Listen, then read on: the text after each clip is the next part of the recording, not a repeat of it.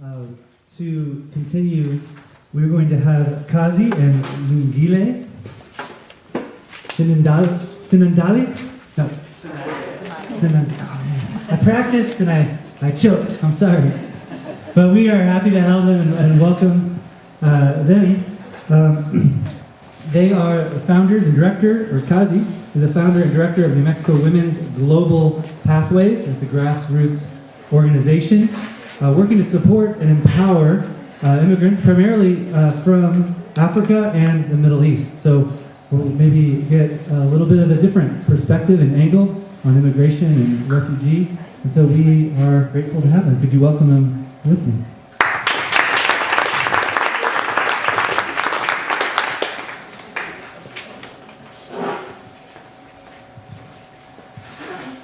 Hi everybody. I don't know if I need a microphone or not. Do I need a microphone? Yes. Okay. I thought I was loud. My name is Lungile, as he just said. I'm going to be short so that my wife can be long. Though she's shorter than me, but she can be longer. So we came in this country in 1981. I just want to give you a short story of our being here. We left South Africa on August 1981. We came here because number one, we wanted education, and number two, we were running away from apartheid. I don't know if everybody knows what apartheid is. Okay. I was involved in politics back home. Right next to my office, I had a friend I went to school with, and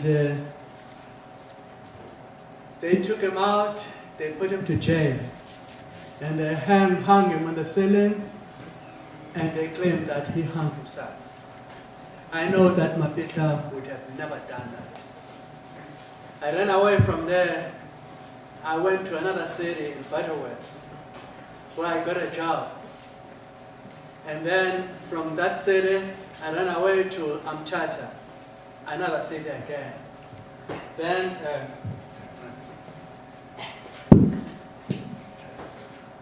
thank you, went to. Okay. Then I got called back to the city of Butterworth by a company that heard about me, who wanted to use me. I mean, so I can work for them. So I went back to Butterworth. That's where I met my wife. When I was still in Butterworth, before that, they killed another man. They were killing left and right, many people, of course. They killed another man who was very close to me, and his name was Steve Biko.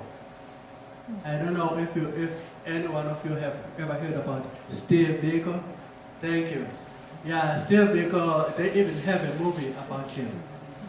So I went to his funeral, and they stopped us.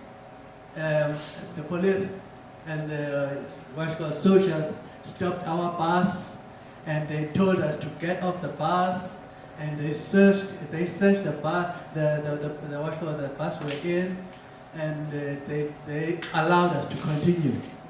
Those who were coming from Johannesburg, some of them were turned back because they were thinking that we were going to riot or something. I don't know. So I made it to the funeral. There were so many people. The stadium was full. So I came back home. Then my wife and I got married. And within, I think, about a year or so, we decided to come to this country. Now, here's a part that I think and I know that God wanted us to be here. We did not have enough money. We were accepted at Andrews University. In fact, she was the one who was accepted at Andrews University. I came here with a student visa, which is F2. Now, when you have F2, you are not allowed to work in this country. I didn't know that. In South Africa, I thought that anybody who comes to South Africa can just work. I didn't know that. So we take off, we come to United States. And while we were up in the air, the stewardess, what do you call them here? Are they stewardess? Yes, they went to the speakers and they said, please prepare your visas and your passports because you are going to the gates and blah, blah, blah, blah. So we prepared what we had. We came to New York and they moved us to the gates where all the visitors, the people who are not Americans, to go through. We came to this man who is an immigration officer. We showed him what we had, and he said, can you show me the money? How are we going to survive in this country? And we showed him the money. And he looked at us, he shook his head. And he said, well, I'm going to refer you to my boss. We knew that we were in trouble. So we went to the boss. And this man asked the very same questions. And we showed him the money. The money we had was less than, it was not enough even for 1 year. We thought it was enough for 1 year. It was not. So the man looked at me and her, and he asked us, how are you going to survive in this country? You see, because of ignorance, I told him, I'm going to work. And he looked at me.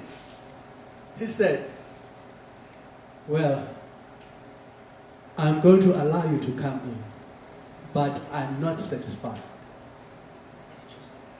I showed him that I had F2 visa. He knows that I'm not supposed to work with an F2 visa. But he said, I'm going to allow you to come in. After I told him that I'm going to work. I just told him I'm going to break the law. And he says to me, oh, I'm not satisfied, but I'm going to let you in. We came in. We went to Michigan, to Andrews University, where my wife registered, I registered, but it was so hard. I had to go because nobody wanted to employ me. I had to go to the farms, pick apples, cherries, all that. I remember this time, when I picked the whole week in this farm, I went to pick up my check. And the farmer said to me, show me your papers. I had nothing to show him. He knew that I was working in that farm all week long. And he said to me, I'm not going to give you a check. I turned around and I walked off. I did not get any penny. I was so hurt, working so hard, filling up barrels with apples, and at the end, I'm not getting money. So Reagan comes and he says, let the immigrants, the illegals, have the amnesty. So I applied for amnesty. I was accepted. But let me tell you, before I applied for amnesty, I applied for asylum because of knowing where I come from. But I knew a little bit right behind my head that since United States of America at that time was in good terms with South Africa, I was out of luck. So I waited and waited and waited, and the letter came. I was denied. So during that time of Ronald Reagan, I applied for amnesty, and I got a green card. When I got the green card, I knew that I was on my way to be a citizen. But during that time, when my wife was just about to graduate, I got a call, and this person says, "I'm an immigration officer. I'm in Detroit.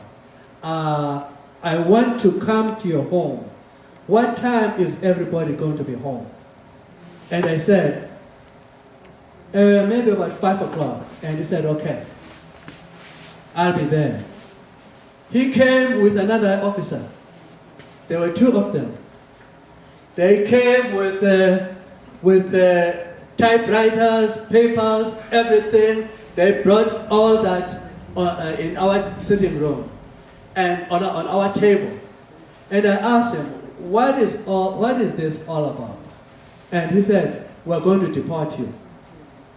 And I said, "Why?" And they said, "Because we heard that you are illegal in this country." And I said, "Who told you that?" And he said, "Well, your school, your university told us that you are illegal in this country." And I showed him my green card. And I said to him, "This is my green card. How are we legal here?" Illegal. And he took my green card, he looked at it, and he said, "Oh, this is fake." And I said to him, "If this is fake, then your office in Chicago is fake." And he looked at me, and he gave it to me back. They collected all their stuff, and they took off. And he said, "I'm going to call you." And I called him back, and I asked him, "Sir, I'm still waiting for your call." And he said to me, "No, I'll call you." He never called me back. So I'm going to cut the story short. So we moved from Michigan. We went to California because that's where my education was at DeVry University. So because I wanted electronics in industry, so we went to California. We stayed there in California until '94.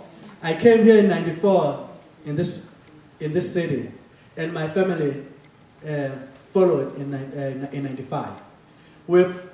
Our first work with refugees was in '95, when we helped a Rwandese refugee to come from home to this country. We collected money because my wife and I sing as South African Orion duet. So we were singing in different cities, collecting money for this young lady, because they were in this house, about 50 or so of them in this house, standing up. They were running away from the people that were called, the group called Interahamwe, and they opened the door and they threw the grenade inside, and it blew and it just tore everybody's body apart. They all fell, and the bodies fell on top of her. Now they took some spears. They came inside. They started stabbing everybody to make sure that everybody is dead. All her family was gone. She was the only one left because of the bodies that fell on top of her. So she pushed, when they were gone, she pushed aside the bodies. She heard about us. She wrote a letter to her, but it was written in a language we did not understand. So we found somebody who translated the letter to English. We cried when we saw that. So we made sure that she comes here. We got with the people there who work with us so that she can come to this country. So she's here now, she's married, she's with her family in California. And then in 2006, we heard that there are refugees that are coming to our city here in Albuquerque. So we heard it from UNM. UNM they have what's called a project. They work with the refugees there. And they told us that there are African refugees that are coming in. That was in 2006. We went to them, we brought them to our house, we tried to help them as much as we could. Then more came and more came and more came, and it was not only Africans. We had Nepalis first, and then we had Iraqis, Afghanistans, Iranians, everybody. We found ourselves serving over 300 people. And it was just me and her, plus some refugees, some volunteers that came and helped us. Sometimes they will come and help, maybe for a month or two, and they will be gone, we don't see them again. And then it was very hard, because all the finances were coming from our pocket, as it happens right now. But there were some people who were helping us, even financially. Here and there, somebody would give us $50, some another person $100, and so on. And that really helped, especially when we did not have enough gas. And then La Mesa Presbyterian Church came and helped too. And there's somebody else who I don't see him. He ran away or what? Anyway, John, where is John? He had your money. Oh, okay. John came on board. He helped us. He even gave us a garden, is it? The garden south of Central, where the refugees would come and plant some stuff. But then things were very, very hard for us, because there were so many things we had to do at the same time while we are doing the garden. So that faded out a little bit. So we decided to start the organization that is called Immigrant and Refugee Resource Village of Albuquerque. And we have a website that is called irrva.com, IRRVA.com. You can check us out there. So I'm going to ask my wife to take over here. You can say something about preparing. Yeah, in Africa, men speak first. Even though I was burning, I wanted to help him, but I couldn't. Because you left that part that's important, but I couldn't interrupt him. So I tried to be nice today. Thank you. So anyway, I just thank God for bringing us to you today. I was very sick the whole week, and I just want to thank Charlene from Los Altos Christian Church that just gave us space to use since June last year. And she has been my anchor at the center, because we are a volunteer-driven organization, 100% unfunded. It's by the grace of God that we're able to serve so many people. Like, I think right now, since last year, at the center only, we've served up to 24 people, that is Africans and people from Middle East, who are sent by Human Services to come and volunteer by training in job skills, so they can keep their food stamps and financial assistance. You know how you hear that, oh, you know what people say, we don't want these refugees here and these immigrants. Oh, they come to just to take our money. They take food stamps, they take all this money, and then they just sit and watch TV the whole day. Not true. those people work very, very hard. And that's one of the reasons I keep on going, even though sometimes I feel like I can't go on. Because when I see what they go through, when you have a woman who has a widow, specific from the Middle East, who has 7 children, from an age maybe like 4 years up to 18. And that woman has to figure out, how am I going to put in 129 hours a week, a month of volunteering, and be able to attend to my children's education. Of course, majority of them don't even read, so they don't even know what's going on in school. Even if the kids bring backpacks with homework, they never check them, because if they check them, they'll never know how to even help their kids. So, and then that same person has to go to human services almost 3 times or maybe 4 times a month, because they need to check to make sure that this person is attending, the volunteering that they're supposed to do. The same person some of them take 3 buses to go one way, 3 buses back. And where we have moved to One Table, transportation is good for all central, but when we get to One Table, they have to wait long hours waiting for a bus. Some of them walk, for example, from Montgomery all the way to Indian school, walking. And so he's trying to help me. Don't disturb me. I do not disturb you. No, you are trying to help me anyway. So, and I think so for me, and that 129 hours a month for that family of 7. Let's say they're 7. The money they get is not even enough to pay rent, because rent here is expensive. So yes, they get food stamps, but they're not going to be running around trying to sell food stamps, because they're going to be arrested, right?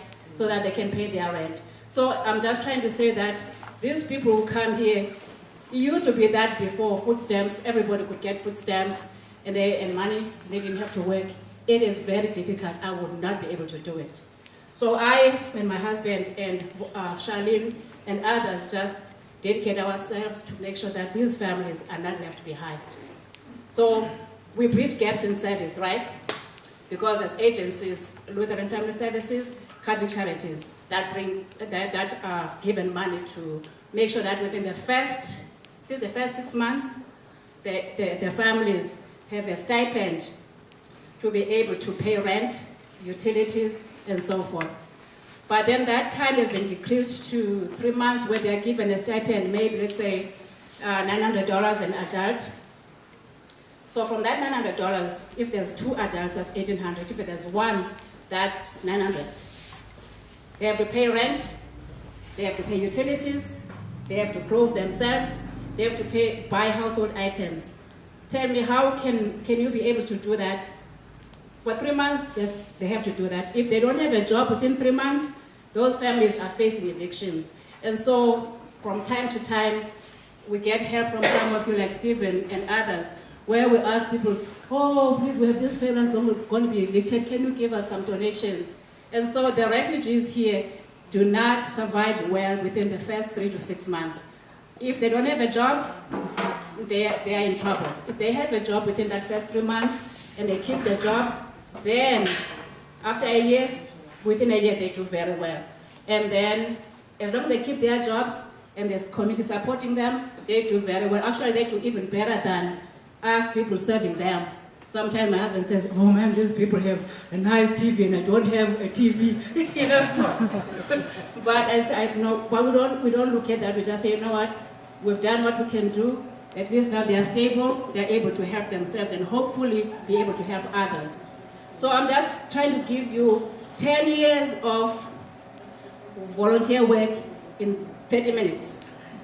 So I'm just robbing you right now. But I just want to know that it is very difficult work, yet it is very rewarding. We know that the reward for us as Christians or non-Christians is not here. Our reward is coming from heaven in God's own time. And so we really would love to have funding, but that's not going to stop us from not doing God's work because we don't have money. For 10 years we've done this work not on our own. We know that it's been God doing the work through us and through other people that are helping us. And this is my friend here who helped us in the gardens. I knew you didn't know. I wanted to help you because you didn't know her name, right? That's Morgan. She was the one who was watering the gardens and See, if you had let me talk, I would have helped you. so thank you, Morgan, for helping us with the gardens. And to this day, we still get help from ECM because at Los Altos, where Miss Charlene helps us a lot, she was able to help us get a gardening space. How many years was that place had not been? No, the place that we have for garden. How long had it been like that? It was a goat head field. Yeah, goat heads. Oh yeah. Yeah. They cleaned out goat heads. Yeah, but right now you go over there to 11900. Yep. You go there now, you see garden, we have spinach, we have African vegetables, seeds from East Central Ministries. And we thank you, Ms. Charlene, for that. Without you, I do not know where we would have been for right now. So, I don't know what to say except that we offer English as a second language, ESL, and we're trying to do ESL with interpretation. And we tried to pilot that for the past 3 months, and it seems to work very well. And also we do, what else do we do? We collect household items, donations to help their families, and furniture. And we teach children who are small from 2 years and up, 20 years old, to make sure that they are ready for school. Now, education part, that's what hurts me a lot, because these kids come here and not prepared for school without English, and then they are placed in schools according to grade. And the refugees from Africa, Middle East, they have no special program to help these kids make it. So if the kid does not, the kid doesn't pass the class, they pass them on and on and on, and they graduate them. When they get to UNM or CNM, the kids can't read, they can't understand, they drop off. And so it is a big struggle that I think that this community can do a very good job if they can help us and those who care about the education of the refugees to pull some strings to make sure that APS or the state stop bringing kids here if they're not going to educate them. Because we have kids, I mean, it's a shame. Right now we have 50 kids we're working with. One-on-one tutoring on Mondays at the Los Altos Christian Church, and then another on La Mesa Church. That one, we need more volunteers because we really don't have one-on-one.